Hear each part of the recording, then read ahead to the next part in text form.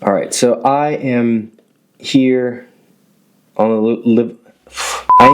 living room floor, just putting in some hours, editing this footage. I wanted to step on here and actually kind of address a little bit of insecurity of mine. I'm still making YouTube videos, and one of the things that has been bothering me just going into this year is that I feel like I have not been making a whole lot. That's obviously largely in part to my commitment to finishing my short film before I do anything else, just because it does take up a lot of time.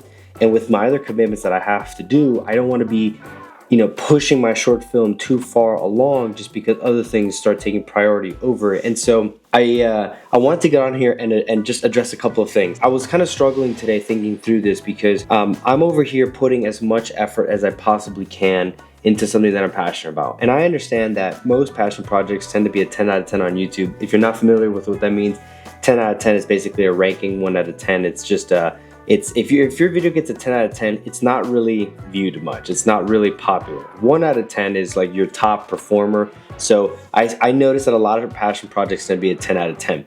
The only reason I bring that up is just because I'm fully expecting my project that I've been working on for now 6 months to be a 10 out of 10.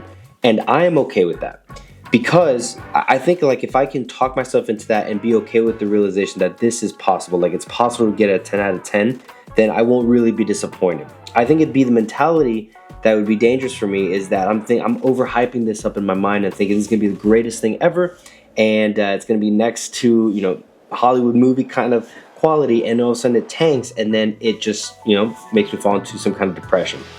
And so I've been talking myself through that, and that kind of thinking has actually freed me up to really enjoy the process and really enjoy whatever may come of it, even if it's just the pure enjoyment of watching it back. Now, for some of those who may not know, I'm actually going to be premiering this short film in Atlanta, just with a small group of people, but it's just something that I personally want to get challenged to do in 2025. And after this is premiered, then I'm going to go back to working on the short films and just the movies that I really wanted to make. I wanted this to be like the first official video that I drop in 2025. One thing that I have been noticing a lot on YouTube that I think is very misleading, and I want to, for anybody who watches this, I want to encourage them to not pay too much attention to this. And it is, there's a trend, as it comes up every year, but there is a trend on YouTube right now, and pretty much like on every social media platform, of these people coming out of nowhere and basically telling you how to pop off. And on YouTube, like just today, there were probably 7 to 8 videos back to back, all talking about, with clickbaity titles by the way, and thumbnails, all talking about how the winter season in 2025 is the best time and probably the only time your small channel is gonna pop off on YouTube.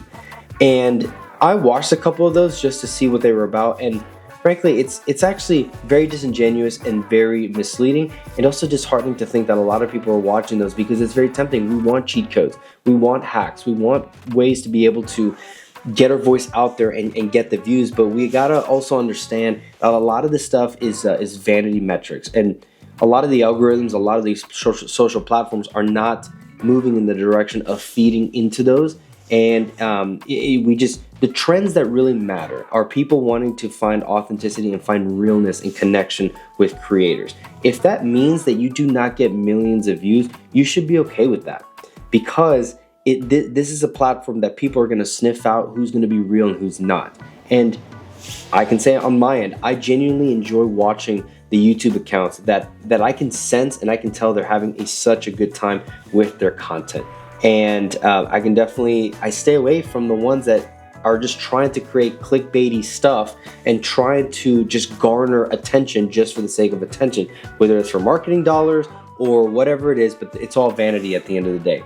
So all that being said, I wanted to step in there and say that that's been bothering me, because on my personal side, I'm trying to really throw in as much effort as I possibly can into this film. Now, I know I've been talking a whole lot about this film, and I've teased out like some stills and things like that on Instagram, but I wanted to actually, for anybody who's interested, I actually wanted to put a scene out there, one that I'm probably one of my favorites, and definitely a favorite of mine, and definitely one that's making it into the film. But for anybody watching, this is actually one of my favorite shots here, so I'll just kind of give some brief insider scoops into my film, this is essentially what we're working with. So some quick context, the way the short film is actually working, I'm trying to play back and I'm going back and forth between two viewpoints. One of them, the entire narrative of the short film is I'm leaving a voicemail for my daughter, who is really, I'm talking to her as if she's in the future, so like when she's old enough to understand what's going on. But the voicemail basically outlines what happens, like what was going through my mind beforehand, like before going on the trip, and then kind of leading up to getting into the country of Scotland, and then adventuring throughout. And it's outlining just the insecurities, but the fears, and then also just the adventure and the awe that we experience throughout this movie. And with that, I outlined the visuals. Now, the scene that I'm about to show you that I'm super proud of is this was shot like 2 or 3 weeks ago. I went on this trip 6 months ago. So after the fact, as I'm piecing together the story, I realized I needed a visual to show, to really kind of get the viewer in on our planning. Basically, before we go to Scotland, the idea is you're sitting down and you're looking at us just kind of map out something on in our dining room, just kind of looking through some maps and through our tickets and that kind of stuff, and just trying to plan the trip ahead of time, just to make it a little bit more cinematic. I had fun with it. This is definitely a short film that I am learning a lot with. But this is what we're about to watch, so I hope you enjoy. Is the laboratories in your assigned cabin only?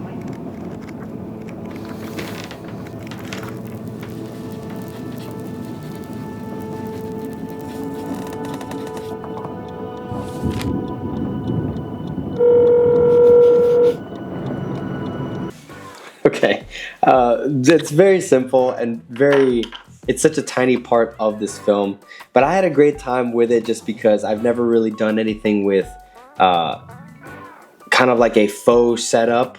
I've always tried and done things in the moment and document things and create stories out of what I capture in the moment.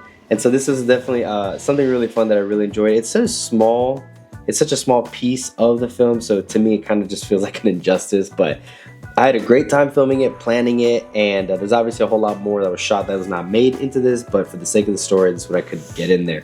And so that's pretty much it. Just want to step in here, let everybody know that I'm still here. I'm still working on the short film, and I appreciate the comments coming in of interacting with all my older videos. I promise that 2025 is a year that I want to go full throttle with storytelling, and this being the very first one.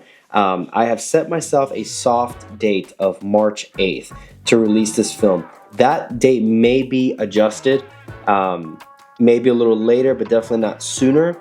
I'm going to try and stick to that, so then that way I can just go back and have fun with making more videos, because I've got some of the things that I'd love to document, love to storytell. But again, until I get this one out, my commitment is I will not touch another project for myself.